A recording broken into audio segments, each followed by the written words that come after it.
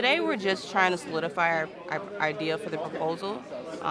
Currently working with my team just to kind of get the idea, the materials that we're going to be needing, and making sure everything's going to be good to go for the upcoming workshops.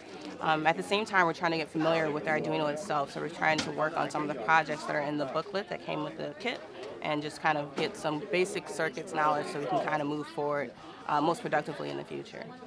Right now, we're trying to develop some method for in the event of storms. There's been a lot of storms going on lately due to climate change and things like that. We just want to have some type of way of still having power to meet the needs of different homes, even in the event that the grid, for whatever reason, goes down. We'd like to use Wi-Fi. We're trying to investigate if our Arduinos are capable of doing that.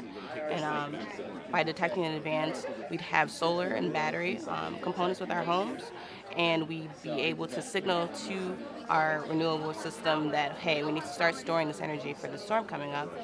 In the event that it passes, then we can go back to utilizing it in the way we were doing that. It'd also be some form of energy efficient system in place, so if we're not using our lights and things like that, it can kind of shut things off. I'm excited to see what comes out of this, actually. I wish I could do something like this when I was their age.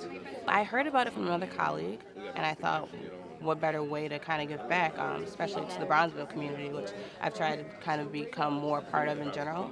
I think this idea is a great concept, and what better way to help bring up the community that's greatly developing than in my own company.